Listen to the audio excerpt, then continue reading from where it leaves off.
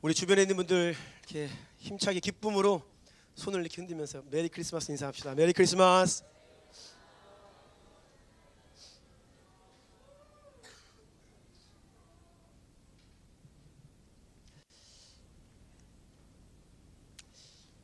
우리가 지난 금요일 저녁에 체감 온도가 영하 15도를 밑도는 너무나 추운 날씨였음에도 불구하고 우리가 준비한 대로 또 이 거리에 나가서 준비한 성탄 캐롤 찬양을 또 거리에서 선포했고요. 또 많은 사람들에게 예수님의 이름을 증거했고요. 따뜻한 핫팩을 선물로 준비해서 전도지와 함께 600개 이상이 이 일대에 배포가 되었습니다. 지난 한 주간 우리 교회에 독감이 많이 돌았죠. 그래서 여전히 격리 중에 계신 성도님도 계시고요. 저희 가정도 예의는 아니어서 저도 한 주 동안의 감기로 좀 많이 고생을 했습니다. 그래서 지난 금요일 날 거리 찬양을 전도를 나가야 되는데 앞두고 몸이 너무 힘들었어요. 그래서 한두 시간 누워 있다가 오늘 안 되겠다. 그래서 오늘 저녁에 또 제가 터키로 출국을 해야 되기 때문에 무리한 몸에 과부하가 생길 것 같아서 기도만 하고 파송을 하고 나는 여기서 중보를 해야겠다라고 했는데, 그날 제가 속해 있는 테너 파트가 너무 부실한 관계로 안 되겠다 싶어서 마음을 먹고 나갔는데요. 그래서 조금만 하다가 들어와야지 했는데 나가서 찬송을 하고 전도를 하다 보니까 힘이 나더라고요. 그래서 금요일 저녁에 저는 살아났습니다. 아마 함께 하신 분들 다 느꼈을 거예요. 정말로 우리가 주님을 찬양하고 예수님의 이름을 전하면요, 성도는 그때 살아나요. 아멘. 우리가 자기 일을 할 때에는요 힘들고 피곤하고 어렵지만 하나님의 일을 할 때에는요 새 힘 주시는 줄로 믿습니다. 그래서 우리의 찬송 소리를 들은 그 수많은 영혼들, 또 우리의 전도지를 받은 그 많은 귀한 한 영혼 한 영혼이 지금 어디에서 무엇을 하고 있는지는 모르지만 주님께서 생각나게 하셔서 그 우리가 이렇게 아름답게 올려드렸던 그 하모니를 기억나게 하시고, 또 교회에 가야겠다, 주님 교회 가야겠다, 이런 마음이 불현듯 일어나는 그런 성령의 역사가 있기를 간절히 기도했으면 좋겠습니다. 오늘 하나님 말씀을 다 같이 한번 읽겠습니다. 누가복음 1장 26절 38절인데요. 다 같이 그 자리에서 일어나셔서 하나님 말씀을 받들어 올려드리겠습니다. 26절로 38절 한 절씩 교독합니다. 26절로 38절입니다. 제가 먼저 읽겠습니다. 여섯째 달에 천사 가브리엘이 하나님의 보내심을 받아 갈릴리 나사렛이란 동네에 가서 다윗의 자손 요셉이라는 사람과 약혼한 처녀에게 이르니 그 처녀의 이름은 마리아라.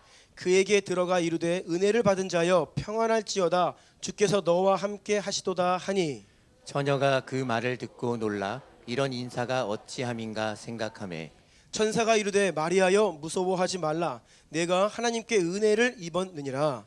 보라, 내가 잉태하여 아들을 낳으리니 그 이름을 예수라 하라. 그가 큰 자가 되고 지극히 높으신 이의 아들이라 일컬어질 것이요 주 하나님께서 그 조상 다윗의 왕위를 그에게 주시리니 영원히 야곱의 집을 왕으로 다스리실 것이며 그 나라가 무궁하리라. 마리아가 천사에게 말하되 나는 남자를 알지 못하니 어찌 이 일이 있으리이까. 천사가 대답하여 이르되 성령이 내게 임하시고 지극히 높으신 이의 능력이 너를 덮으시리니 이러므로 나실 바 거룩한 이는 하나님의 아들이라 일컬어지리라. 보라, 내 친족 엘리사벳도 늙어서 아들을 배었느니라. 본래 임신하지 못한다고 알려진 이가 이미 6달이 되었나니. 대저 하나님의 모든 말씀은 능하지 못하심이 없느니라. 함께 읽습니다. 마리아가 이르되 주의 여종이 오니 말씀대로 내게 이루어지리이다 하매 천사가 떠나가니라. 아멘. 자리에 앉으시겠습니다. 오늘은 성탄 메시지를 전하겠습니다. 제목은 주여 약속하신 대로 다시 한번 우리에게 임하소서. 이러한 제목으로 하나님의 말씀을 전하겠습니다. 오늘은 12월 25일 크리스마스입니다. 크리스마스, 그 뜻은요, 그 단어의 조합대로 크라이스트와 마스의 합성어입니다. 예수 그리스도, 마스는 예배라는 뜻입니다. 예수님의 탄생을 감사함으로 드리는 예배 드리는 날, 예수님의 탄생을 기억하며 감사하며 축하하며 예배 드리는 날, 이 뜻이 바로 크리스마스라고 하는 단어의 의미입니다. 12월 25일이 예수님의 정확한 탄생일은 아닙니다. 복음이 로마에 전해지기 오래전부터 로마인들은 태양신을 숭배하는 관습이 있었어요. 그래서 12월 25일은 본래 그들이 섬기던 태양신의 생일날이었습니다. 그런데 로마가 기독교화된 이후로 그들이 본래 자신들이 크게 지키던 관습 태양신의 생일을 예수님의 생일로 바꾸어서 크리스마스가 되었다라는 설명이 크리스마스의 유래에 대한 가장 유력한 설명입니다. 혹자는 이렇게 이야기합니다. 어떻게 태양신을 숭배하던 날을 예수님 탄생일로 기념할 수가 있느냐 해서 이것은 마치 우상 숭배와 같다라고 하면서 크리스마스에 대해 강한 거부감을 가지고 그것을 거절하는 일부 극단적인 의견을 가지신 분들도 있습니다. 그러한 의견이 아무리 지나치다라고 하여도 사실 잘 살펴보면 현실적으로 문제가 많은 것은 사실입니다. 왜냐하면 오늘날 우리가 크리스마스를 생각하면 떠오르는 많은 이미지들이 있는데 별로 예수님과 상관없는 것들이 많지요. 누가 제일 먼저 떠오르냐면 배에 나오신 빨간 모자 쓰신 산타 할아버지가 첫 번째 생각나고요. 그 다음 뭐 성탄 트리, 조명 이런 것들. 우리 아이들은요 성탄절이면 뭐 누군가로부터 선물을 받습니다. 그래서 선물 받는 것에 관심이 많습니다. 연인들도 이 연말에 낭만적인 분위기를 통해서 데이트하기가 좋잖아요. 그래서 좋아하기도 하고요. 모쪼록 이날이 전 세계적으로 굉장히 큰 휴일이고 축제가 되었으면 분명하지만 그 안에 정작 주인이신 예수님은 별로 계시지 않게 되었다. 이것이 우리의 크리스마스 현실입니다. 그래서 한간의 음모설에 의하면 사실 산타는 빨간 모자를 쓰고 뚱보 할아버지 복장을 하고 있는 사탄이다. 그렇게 주장을 하시는 분들 계세요. 산타 우연의 일치인지 모르겠는데 가운데 있는 스펠링 N을 제일 뒤로 빼면 사탄이 돼요. 이거는 사탄이야. 사탄이 사람들에게 교묘하게 파고 들어가지고 예수님의 자리를 몰아내고 자기가 우상이 되었어라고 주장하는 분들도 계십니다. 그런데 뭐 터무니없는 주장은 아닌 것 같고요. 뭐 그렇다고 또 믿기도 좀 그렇고요. 하지만 분명한 사실은 오늘날 크리스마스에 예수님이 사라져버렸다라는 사실입니다. 그리고 여전히 더 예수님의 흔적을 지워버리기 위한 다양한 시도들이 있는 것을 우리는 알고 있습니다. 이와 같은 이유로 마틴 로이드 존스 목사님은 다음과 같이 말씀했습니다. 크리스마스만큼 기독교 복음 속에서 마귀의 역사가 두드러지는 때가 없다. 크리스마스는 우리가 함께 기뻐하는 날이기도 하지만 마귀의 역사가 가장 두드러지는 때이기 때문에 영적으로 깨어 이 날을 맞이하고 지나지 않으면 우리가 당할 수 있다는 것이죠. 그래서 우리는 오늘 성탄절을 지나면서 더욱더 의도적으로 집중력을 가지고 분명하게 무엇을 해야 하느냐? 예수님을 주목해야 됩니다. 아멘. 성탄절의 중심에 다시 한번 예수 그리스도를 초청해 드려야 합니다. 그리고 주님의 탄생을 진정으로 기뻐하고 감사하고 축하하는 오늘이 되었으면 좋겠습니다. 다시 한번 주변 분들에게 이런 예수님을 축하하는 거예요. 예수님을 기억하고 감사하는 것입니다. 메리 크리스마스 인사 다시 한번 하겠습니다. 메리 크리스마스.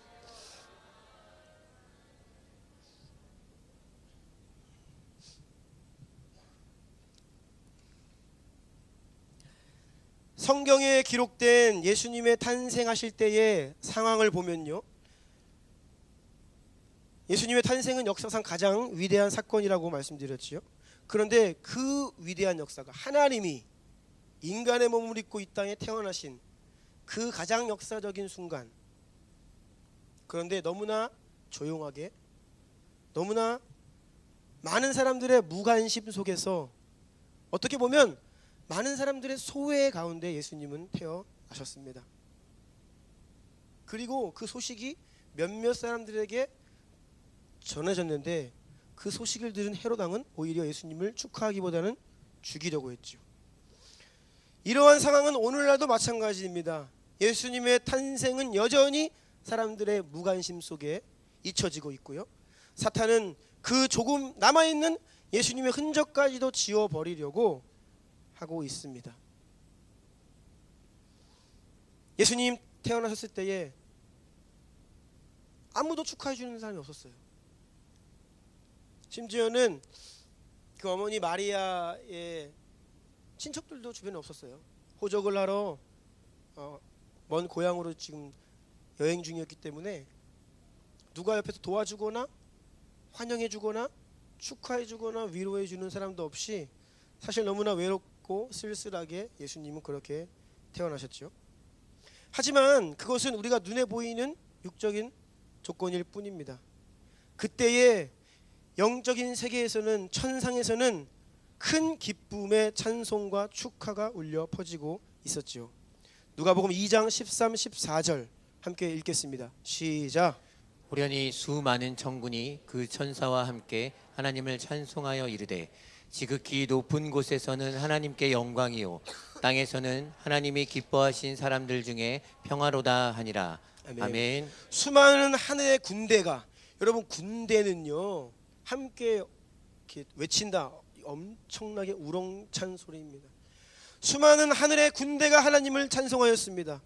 우렁차게 큰 소리로 예수님의 탄생을 축하하며 하나님께 경배를 드리고 있었습니다. 다만 이 땅이 죄로 인해 어둠 가운데 있었고 사람들이 무지함 속에 갇혀 있었기 때문에 그것을 인식하지 못하고 듣지 못하고 몰랐을 뿐입니다. 이것은 지금도 동일합니다. 세상은 여전히 무관심하지만 지금 이 땅의 수많은 주의 몸된 교회들이 성탄 주일을 맞이하여 예배드리고 있는 이 시간, 교회 밖에 나가면 사람들 몰라요. 모르겠어요. 우리의 예배 소리가 밖으로 흘러나가는지 모르겠지만 사람들은 관심이 없어요. 하지만 지금 이 시간 천상에서는요 수많은 천군 천사들이 우리와 함께 주님을 높여 찬송하고 있는 줄로 믿습니다. 여러분, 영적인 세계를 보는 눈이 얼마나 중요한지요. 우리가 이것을 알아야 돼요. 우리가 예배할 때에, 우리가 주님께 나아갈 때에 나 혼자가 아닙니다. 우리가 예수의 이름을 높여 찬양할 때에 눈에 보이지는 않지만 이곳에 함께 하시는 주의 성령께서 우리를 도우시고 천군 천사를 보내셔서 우리와 함께 우리를 도와 더 크고 우렁찬 영광스러운 노래로 하나님을 찬송하고 있다는 사실. 아멘. 여러분이 혹시 삶의 어려운 일을 만나 홀로 그 자리에서 눈물 흘리며 주의 이름을 부를 때 영적인 눈을 뜨셔야 돼요. 여러분은 혼자가 아닙니다. 주의 성도들이 주의 이름을 부르면요 천사가 함께 하십니다. 합니다. 성령께서 함께 하십니다. 네. 우리가 그것을 알고 믿음으로 예배하는 것과 그렇지 않은 것은 예배가 달라져요. 우리가 힘을 내야 합니다. 아멘. 네. 세상이 아무리 우리에게 무관심하고 적대적인 것 같지만 아니요, 영적인 세계에서는 우리를 지지하고 있어요. 엘리사가 이 한 사람 때문에 아람 왕이 이스라엘을 전쟁에서 이기지 못하는 거예요. 그래서 아람 왕이 군대를 보내서 엘리사 한 사람을 잡기 위해 수많은 군대를 파송했죠. 그때 엘리사는 도단이라고 하는 성읍 안에 그의 종과 함께 머물고 있었어요. 엘리사 한 사람을 잡기 위해 수많은 군대가 도단 성읍 주변을 둘러싸고 있었습니다. 종이 벌벌 떱니다. 주인이여 큰일 났습니다. 엄청난 군대가 우리를 죽이려고 이 성을 에워싸고 있습니다. 그때 엘리사가 뭐라 합니까? 주여 이 종을 불쌍히 여기소서. 그래서 이 종의 눈이 띄어지니까 육신의 눈으로 보이는 그 수많은 군대보다 훨씬 더 불말과 불병거가 어마어마한 하나님 나라의 군대가, 천사들이 그 주변을 둘러 진치고 있는 것을 보게 되죠. 우리가 우리의 영의 눈이 떠질 수만 있다면, 지금도 우리가 예배드리는 이 순간에 하늘에서 어떤 일이 일어나고 있는지, 어떤 일이 일어나고 있는지를 알 수만 있다면 우리는 지금과 같지 않을 것이에요. 우리는 낙심하지 않을 것입니다. 두려워하지 않을 것이에요. 우리에게 이러한 믿음을 주옵소서.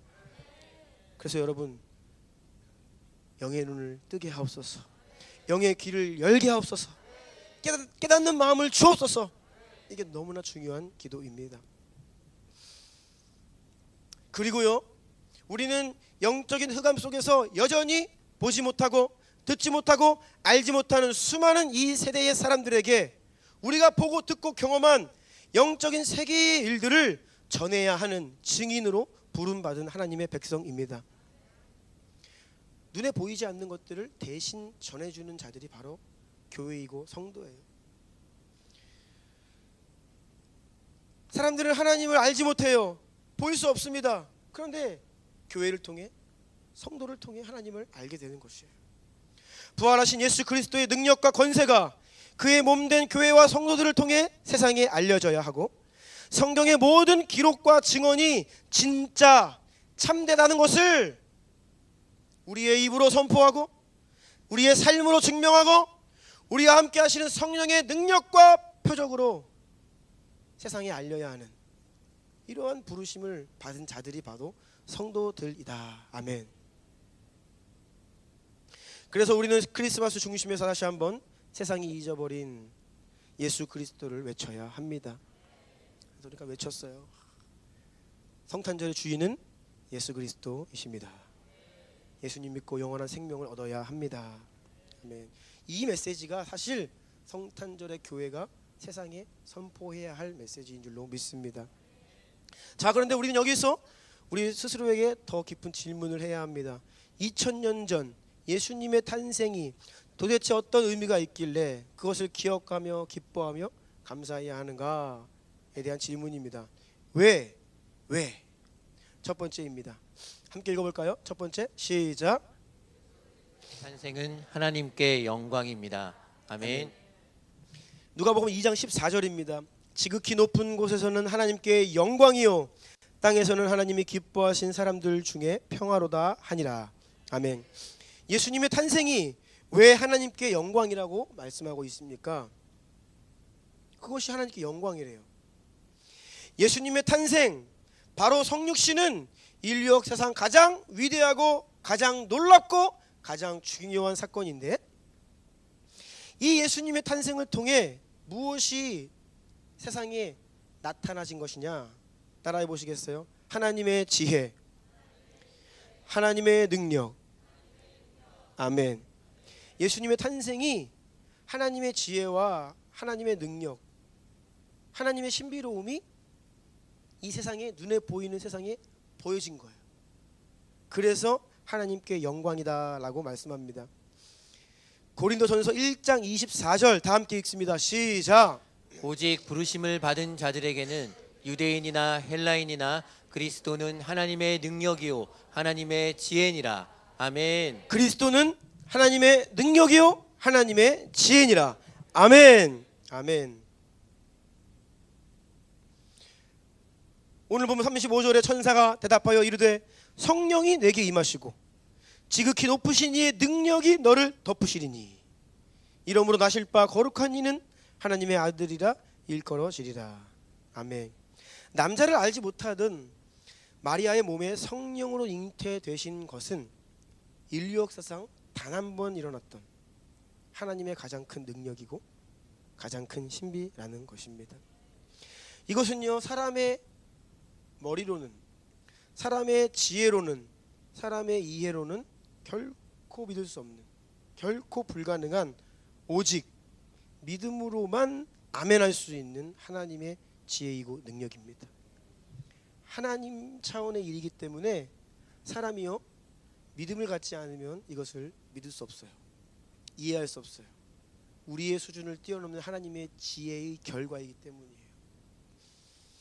성령으로 잉태되신 것은 하나님의 능력과 신비로운 작품이기 때문에 이것이 하나님께 영광이 되었다라고 말씀하고 있습니다.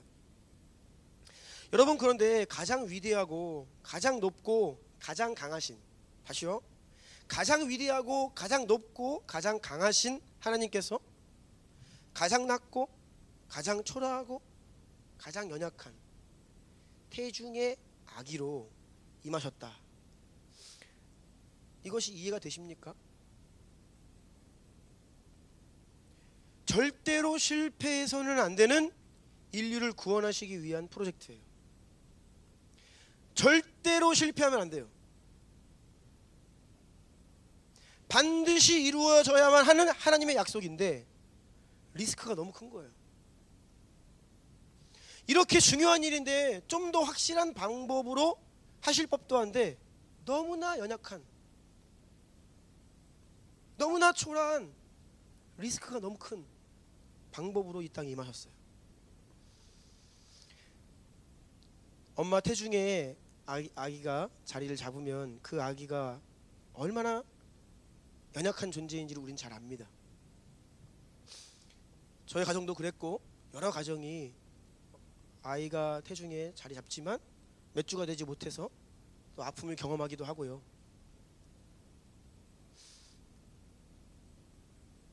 엄마가 뱃속에서 아이의 그 생명을 지키는 일도 어떻게 보면 당연해 보였지만 결코 쉬운 일이 아니라는 것을 우리는 잘 알고 있어요.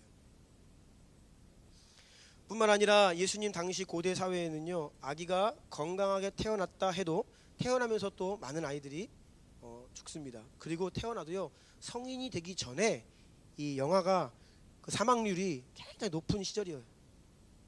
많은 아이들이 너무나 열악한 환경 때문에 죽을 수밖에 없는 그런 상황이었어요.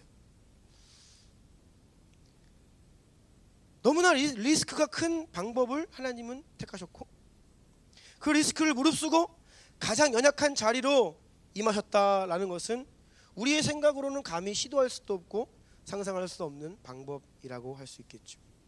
하지만 하나님께서는 지혜로 그 일을 계획하셨고 하나님께서는 능력으로 그 일을 이루어 내셨습니다. 그리고 예수님의 탄생, 성육신의 사건은 잘 그 예수님의 탄생으로 들어가 보면요, 우리에게 너무나 명백하게 나타난 성부 하나님과 성자 예수님과 성령 하나님의 동역하신 위대한 작품이에요. 물론 모든 역사가 그러합니다. 삼위 하나님의 작품이거든요, 모든 역사는. 그런데 이 성육신 사건은요, 성부, 성자, 성령 하나님의 명백한 동역 작품이에요. 너무나 명백한. 하나님 아버지께서 명하시고 아들 예수님께서 순종하시고 성령께서 능력으로 역사하셔서 그것이 바로 성육신, 예수님의 탄생입니다. 그래서 예수님의 탄생이 하나님께 영광이다라고 말씀하고 있는 것입니다. 아멘. 네. 두 번째 이유입니다. 다 같이 읽어볼까요? 시작. 예수 그리스도의 탄생은 하나님의 약속 성취입니다. 아멘. 예수님의 탄생은 인류의 첫 시작 때부터 계속해서 예언되고 약속된 것입니다. 창세기 3장 15절 읽어주시겠어요? 내가 너로 여자와 원수가 되게 하고 내 후손도 여자의 후손과 원수가 되게 하리니 여자의 후손은 내 머리를 상하게 할 것이요 너는 그의 발꿈치를 상하게 할 것이니라 하시고. 아멘. 아멘. 여자의 후손은 내 머리를 상하게 할 것이다 라고 하며 예수님의 탄생을 일찍 처음부터 예언하고 계십니다. 이뿐 아니라 예수님의 잉태되심으로부터 그 삶 전체가 십자가에서 죽으시고 부활하시기까지 그 모든 생애가 어느 것도 그냥 임의로 어쩌다가 우연히 된 것은 단 한 가지도 없어요. 예수님의 삶 전체가 모세오경과 시편과 선지자들의 글에 예언되고 약속된 하나님의 그 말씀을 성취하는 인생이었다라는 것이죠. 아브라함의 후손으로 오실 것, 유다 지파 다윗의 자손으로 태어나실 것, 다 여러 차례 약속되어 있고요.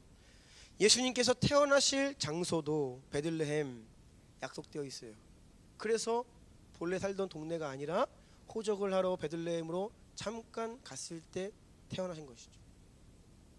그때 헤롯의 살해 위협으로 인해 애굽으로 피신을 해야만 했던 것도 호세아 말씀에 예언되어 있고요. 또한 유년 시절을 나사렛이라고 하는 동네에서 지내게 될 것도 이사야 말씀에 정확하게 예언되어 있습니다.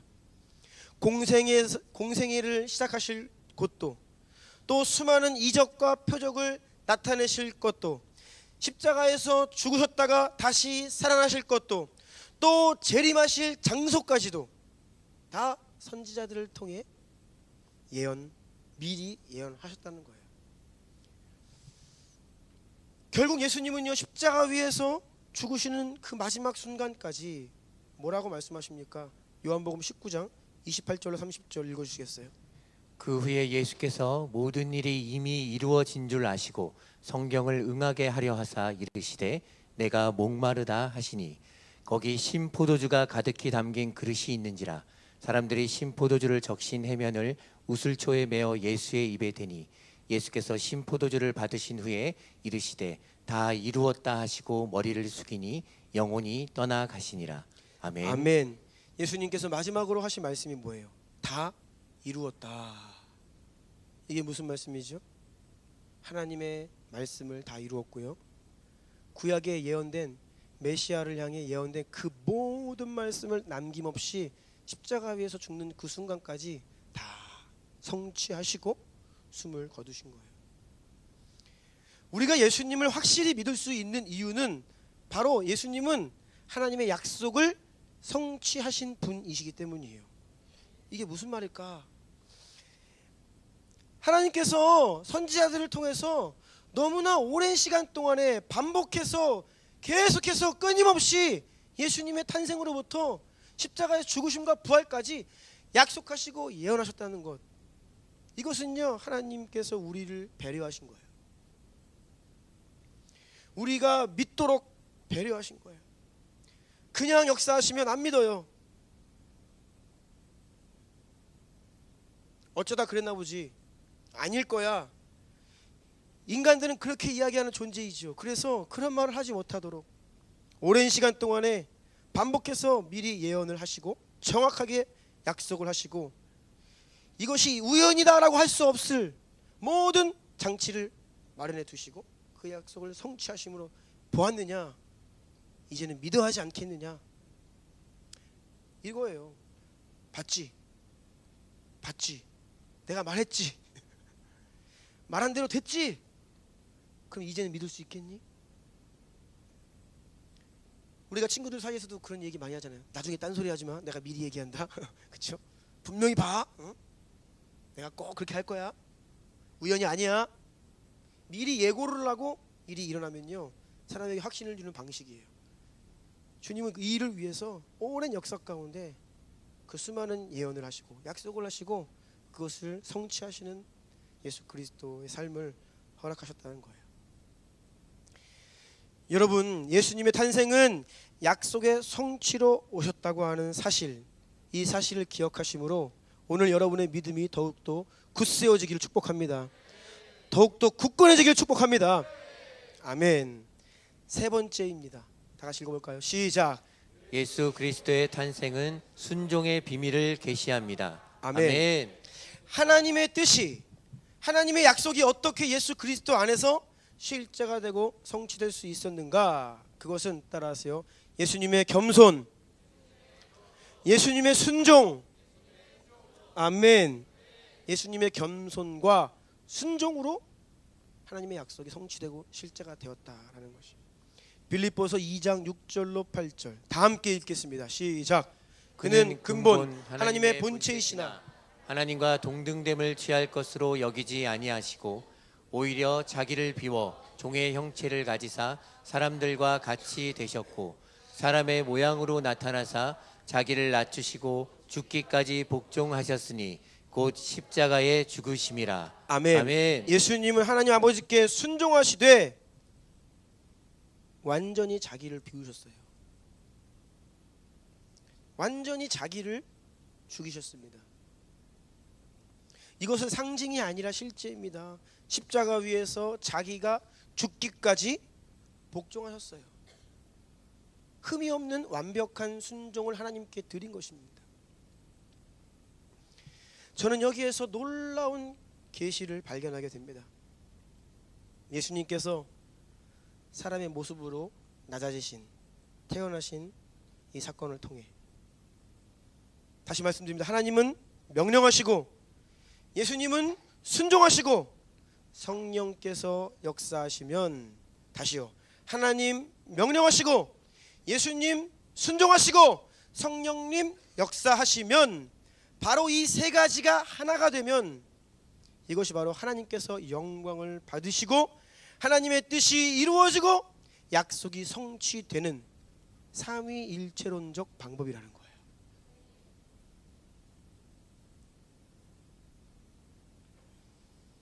그런데 여기에서 특별히 예수님의 순종에 더 깊은 계시가 있습니다. 왜냐하면 예수님은 하나님으로서 제2위 하나님, 성자 예수님으로서만, 하나님으로서만 순종하신 것이 아니라 완전한 인간이 되셔서 순종하셨다. 여기에 비밀이 있어요. 예수님의 순종은 하늘에서만 순종하신 것이 아니라 땅에 내려오시어 사람이 되시어 사람의 신분으로 순종하셨어요. 그리고 지금 그 순종의 자리로 저와 여러분을 초청하고 계시는 거예요. 그래서 예수님은요, 교회와 성도들을 자신과 동일시하는 거예요. 예수님을 교회의 머리라 하시고 너희는 나의 몸이다. 너희는 나의 지체다. 너희는 나와 하나다.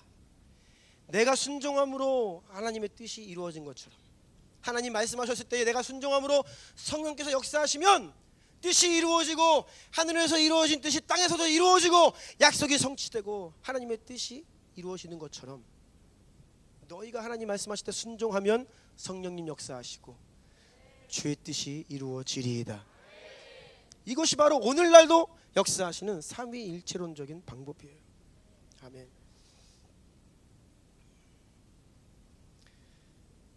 예수님은 매우 조용하게 사람들의 무감신 속에 이 땅에 오셨다고 했죠. 하지만 모두에게 그러셨던 것은 아니에요. 아까 한나자매가 기도 때 선포한 것처럼 하나님을 갈망하던 매우 소수의 사람들이 있었습니다. 메시아를 기대하고 기다리고 주님 바라보며 그때가 언제 올까 갈망하던 사람들이 소수이지만 있었어요. 그래서 하나님은 그 믿음의 소수의 믿음의 사람들을 통해서 이 땅에 오셨죠. 예수님의 어머니 마리아가 있습니다. 그의 남편 요셉이 있어요. 또 예수님보다 6개월 먼저 태어나야 했던, 주의 길을 준비하고 예비하는 사명을 가지고 있었던 세례 요한, 그의 부모님도 사가랴, 엘리사벳. 지금 말씀드린 이 사람들의 공통점은 무엇이냐? 마태복음 1장 19절 볼까요? 그의 남편 요셉은 의로운 사람이라 그를 드러내지 아니하고 가만히 끊고자 하여. 요셉은 의로운 사람이다 라고 말합니다. 그는 하나님을 경외하는 사람이었다, 믿음의 사람이었다 라고 말씀하고 계신 거예요. 그래서 요셉이 하나님께 순종해요. 만약 요셉이 순종하지 않았으면 하나님의 뜻은 이루어지지 못했을 것입니다. 천사를 통해 말씀하시죠. 너의 아내를 데리고 와라. 원래는 가만히 끊고자 했죠. 데리고 오라. 순종합니다. 네, 알겠습니다. 아멘. 예수님 태어나셨을 때에 또 알리십니다. 지금 빨리 애굽으로 내려가라.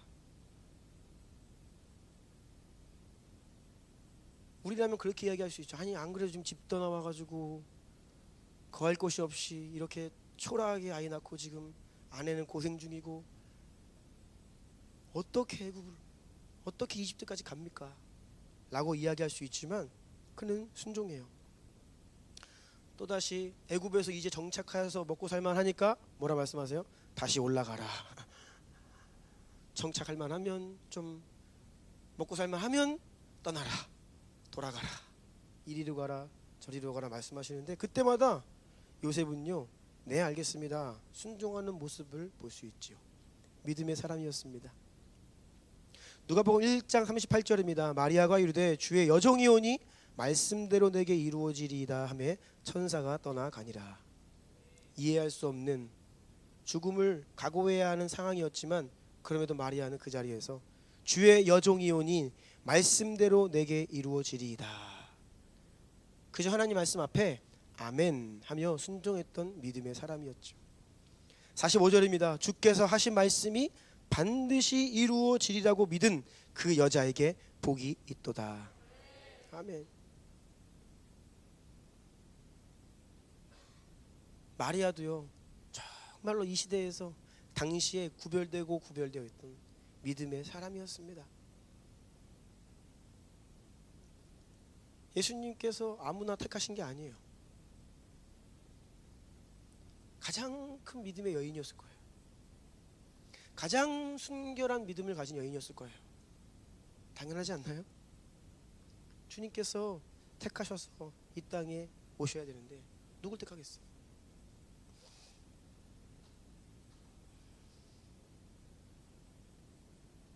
여자가 낳은 자 중에 이보다 큰 자가 없다 말씀하신 세례 요한도 그의 부모님의 모습을 보면요, 누가복음 1장 5절 6절 유대왕 헤롯 때에 아비야 반열의 제사장 한 사람이 있었으니 이름은 사가랴요 그의 아내는 아론의 자손이니 이름은 엘리사벳이라. 이 두 사람이 하나님 앞에 의인이니 주의 모든 계명과 규례대로 흠이 없이 행하더라. 이 두 사람이 하나님 앞에 의인이니 흠이 없이 행하더라. 네. 하나님께서 아무나를 통해 오시는 게 아닙니다. 아무나를 통해 역사하시는 게 아닙니다. 믿음의 사람들, 성경은 이 모든 사람들을 의롭고 경건하다. 그래서 이들의 공통점은요, 믿음을 가진 자들, 순종하는 자들이었다는 것이에요. 하나님의 말씀을 지켜 행하던 자들이었고요, 하나님의 역사의 통로로 쓰임받은 사람들입니다. 자기 자신을 기꺼이 하나님께 내어드리는 자. 다시요, 자기 자신을 하나님께 기꺼이 통로로 내어드리는 사람들. 모든 하나님의 역사의 한복판에는 이러한 믿음의 사람들이 있었다는 것이에요. 그렇게 믿음으로 순종할 때에 성령께서 기적으로, 표적으로, 능력으로 역사하셨습니다. 그리하여 하나님의 뜻이 이루어진 것입니다. 하나님께서 오늘날도 하나님의 일을 누구에게 맡기실까요? 좀 능력 있으면 맡기실까요? 잘나면, 인맥이 좀 좋으면, 돈이 좀 있으면, 좀 많이 배웠으면, 성격이 좋으면, 외모가 출중하면 뭐예요? 누구를 통해 역사하실까요? 하나님은요, 오늘날도 동일합니다. 믿음을 가진 사람입니다. 하나님이 역사하시는 방법은 다른 게 아니에요. 따라하세요. 오직 믿음. 오직 믿음. 그렇게 하나님의 나라는 믿음의 순종을 통해 이루어집니다. 지금도 하나님의 약속의 말씀은요, 믿음의 순종을 하는 그 시간, 그곳에서 그 사람들에게 성취되고 있어요. 네.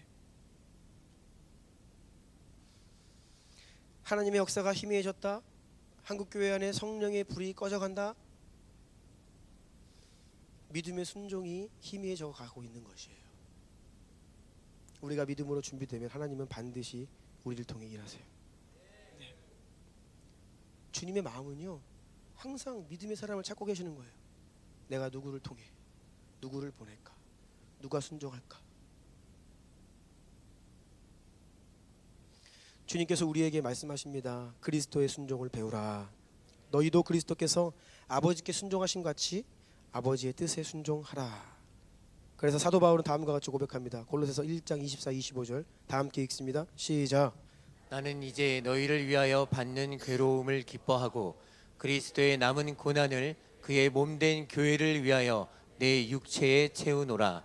내가 교회의 일꾼 된 것은 하나님이 너희를 위하여 내게 주신 직분을 따라 하나님의 말씀을 이루려 함이니라. 아멘. 아멘. 그 순종의 방법을 말씀하고 있는 거예요. 그의 몸된 교회를 위하여. 25절 교회의 일꾼이 되어 내게 주신 직분을 따라 하나님의 말씀을 이루려 함이라. 아멘. 하나님의 말씀을 이루기 위해 그의 몸된 교회를 세우셨고요, 그의 몸된 교회의 지체로 성도들을 부르셨고요, 그 가운데 일꾼되고 순종함으로 주님의 일을 감당함으로 주의 뜻을 이루려, 주님의 말씀을 이루려, 주의 약속을 성취하려 하시는 것입니다. 왜 우리에게 지금도 우리 하나님은 순종을 말씀하실까요? 왜 믿음을 요구하실까요? 여전히 하실 일이 있으시다라는 것이에요. 네. 여전히 이루시고자 하시는 약속이 있다는 것입니다. 그것은 바로 2000년 전 이 땅에 오신 예수 그리스도께서 다시 한번 이 땅에 오시기를 원하고 계시다. 아멘. 내가 진실로 속히 오리라. 네. 예수님의 관심이 여기 있다는 것을 아세요? 주님의 관심은 이 땅에 다시 오는 것, 여기에 포커스되어 계세요. 주님이 다시 오셔야 돼요. 여러분, 예수님 오시지 않으면 문제 해결 안 됩니다. 예수님 오시지 않으면 눈물이 그치지 않습니다. 예수님 오시지 않으면 우리가 질병에서 자유할 수가 없어요. 예수님 다시 오시지 않으면 우리가 고통과 이 문제의 억압 가운데 벗어날 수가 없습니다. 물론 우리 가운데 임한 하나님의 나라를 우리가 선포하며 살아갈 때에 그 능력과 권세가 나타나지만 그래도 여전히 우리는요, 타락한 세상 가운데 살고 있는 거예요. 복음의 완성은 다시 오실 예수 그리스도. 우리가 아무리 2000년 전에 예수님이 이 땅에 오신 것을 기억하고 감사하고 찬송 드린다 해도요, 지금 하나님의 마음은요, 과거에만 있는 게 아니에요. 2000년 전의 십자가를 기억하며 감사하고 현재 나와 함께 하시는 주의 성령을 의지함으로 주의 권세로 하루하루를 살아가고 다시 오실 예수 그리스도의 길을 예비하는, 아멘. 주님은 이것을 원하고 계세요. 여전히 마지막 때에 하실 일이 있기 때문에 지금도 순종할 교회와 성도들을 부지런히 찾고 계십니다. 그런데 여러분, 우리에게 소망이 있는 것은요, 예수님이 처음 이 땅에 오실 때에는 어린 양과 같은 겸손으로 연약한 아기로 어떻게 보면 초라한 모습으로 오셨죠. 하지만 다시 한번 이 땅에 오실 때에는요, 사자와 같은 위엄과 권위로 오실 것입니다. 베들레헴 작은 마을에 아주 은밀하게 이 땅에 임하셨지만 다시 오실 때에는요, 온 세상 만천하 온 우주 만물이 명백히 보아 알 수 있는 방법으로 호령과 천사장의 소리와 이 땅에 있는 모든 사람들이 단 한 사람도 예외 없이 예수님의 다시 오심을 목격하는 방법으로 이 땅에 다시 오신다라고 약속하셨습니다. 바로 이 일을 위해 주님께서는 믿음으로 순종할 교회를, 성도들을 찾고 계십니다. 그래서 오늘 우리는요, 다시 한번 예수 그리스도의 순종이 우리의 순종이 되기를 간구해야 합니다. 고린도 후서 1장 20절 말씀 다 함께 읽어볼까요? 시작.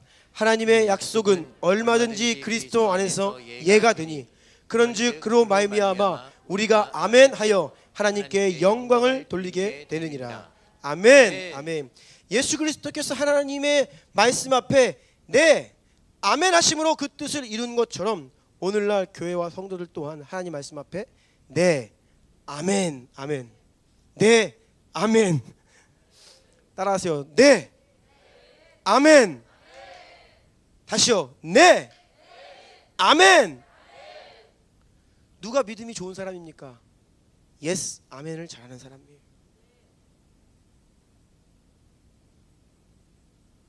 우리는 아멘, 네 알겠습니다, 주님의 뜻대로 되리이다, 주의 여종이오니 주의 말씀대로 하옵소서, 이 믿음의 고백을 해야 하는데요, 원수가 우리의 마음을 황폐화시켜놓고, 그래서 우리 어린 자녀들이 어떻게 보면 순결하고 깨끗하고 거룩한 것처럼 보이지만 또 어떻게 보면 저런 죄인들이 또 없습니다. 그렇죠? 부모님 무슨 말씀하시면 왜요? 네. 왜요? 왜? 그런데 문제는 하나님 말씀하실 때에도 왜? 그러는 거예요.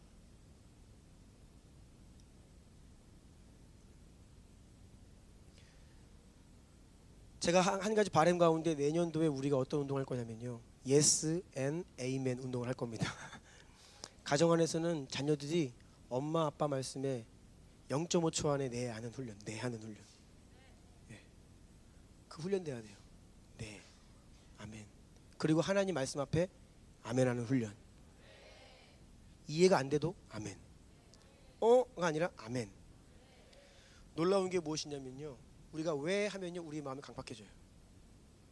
그런데 아멘 하면 우리의 마음이 부드러워집니다. 우리 아이들이 네 알겠습니다 아빠, 네 알겠습니다 엄마, 이 훈련 잘 되면요, 우리 아이들의 마음이 부드러워질 거예요. 하나님은 그런 마음밭을 원하고 계세요. 왜냐하면 그래야 아버지의 뜻이 이루어지기 때문입니다. 주님은 반드시 다시 오실 것입니다. 아멘. 아버지께 순종하심으로 이 땅의 낮은 자리에 임하신 예수님은 다시 한번 아버지께서 아들아 준비가 다 되었다, 가서 너의 신부를 데리고 오너라 라고 말씀하시면 이 땅에 다시 오실 준비를 하고 계세요. 그래서 우리는 메리 크리스마스를 외치지만 동시에 마라나타의 고백을 드려야 합니다. 마지막으로 오늘 본문 28절로 30절 말씀 읽겠습니다. 이 말씀 읽고 말씀 마무리하려고 하는데요. 28절 30절 시작. 그에게 들어가 이르되 은혜를 받은 자여 평안할지어다. 주께서 너와 함께 하시도다 하니 처녀가 그 말을 듣고 놀라 이런 인사가 어찌함인가 생각하매 천사가 이르되 마리아여 무서워하지 말라. 내가 하나님께 은혜를 입었느니라. 아멘. 아멘. 하나님께서 2022년 크리스마스 성탄 주일을 지나는 우리에게 원하시는 것은 저와 여러분의 믿음이에요. 믿음. 근데 우리의 믿음이 너무나 추상화되어 있어요. 입으로만 주여 주여 하는 것이 믿음이 아니죠. 예배 시간에 빠지지 않고 출석하는 게 믿음은 아닙니다.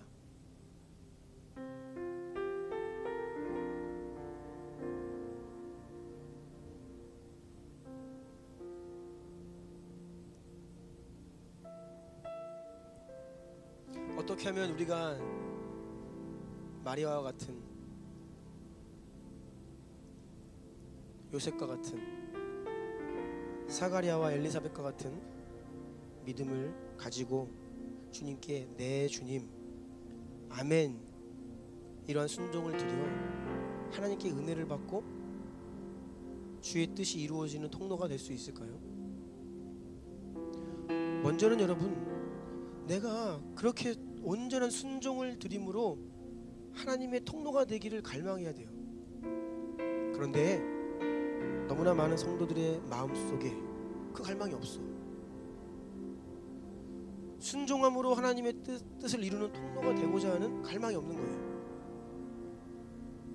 반대로 내가 원하는 무언가 나의 뜻을 이루기 위해 하나님이 필요한 거지. 내 삶이 너무나 힘드니까 주님이 필요한 거지.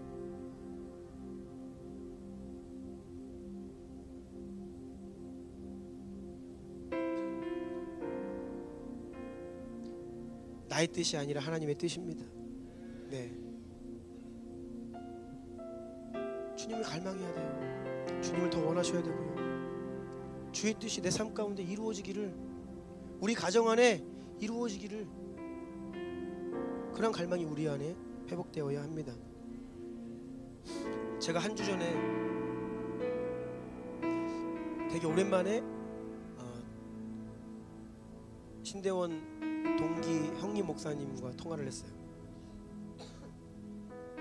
저보고 잘 지내고 있냐 물어보더라고요.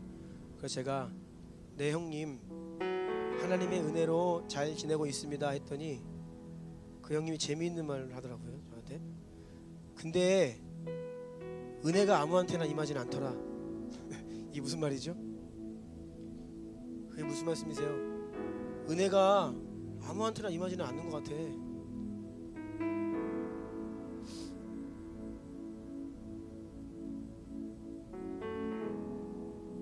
우리가 어떤 구원을 조건 없는 구원, 우리의 뭐 행위를 통해 얻는 구원이 아니다. 그래서 구원이 그냥 아무한테나 와요? 은혜가 아무한테나 옵니까? 아니에요, 여러분. 우리가 은연중에 잘못 생각하고 있는 잘못된 교리예요. 아니요. 다른 어떤 행위는 아니지만 믿음을 가져야 은혜가 임합니다. 믿음이 없으면 은혜가 오지 않아요. 믿음은 하나님이 우리에게 은혜를 베풀기 위한 방법이고 통로예요. 그 은혜의 방편이 뭐예요? 믿음이 언제 일어납니까? 우리의 신앙 고백에 나와 있어요. 원래 오늘 우리가 유아 세례식을 예정했지만 다음 주로 한 개 연기했어요. 은혜의 방편이 무엇입니까? 하나님의 말씀과 거룩한 성례와 기도. 이게 바로 우리 안에 믿음을 일으키는,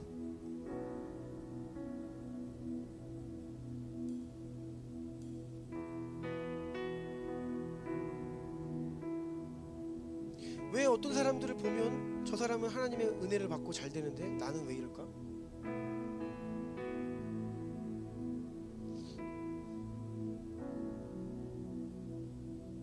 우리 안에 그 믿음을, 진짜 믿음을 갖기를 원해야 되고요. 그래서 하나님이 나를 통해 역사하실 것을 기대해야 하는데, 내 문제, 나의 뜻 안에 우리가 제한될 때가 너무 많다는 거예요.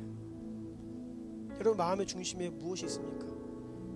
한 해를 마무리하면서 지난 한 주도 우리가 계속 주 중에 우리 마음의 중심이 진짜 무엇이 있는가를 되돌아보는 시간을 갖고 있어요. 나는 정말 오늘 왜 나와서 예배하고 있는가? 나는 왜 매일 주 앞에 나와 부르짖어 기도하고 있는가? 내가 정말 원하는 것이 무엇인가? 사업의 성공인가? 돈인가? 건강인가? 행복인가? 나는 정말 무엇을 원하고 있는가? 여러분, 그런데 우리 마음 중심에요, 예수님이 있어야 돼요. 다른 게 있으면 그것은 믿음으로 가장되어 있는 나의 바람이죠. 이 시간 한번 기도하기를 원해요. 주님, 저에게 진정한 믿음을 주십시오.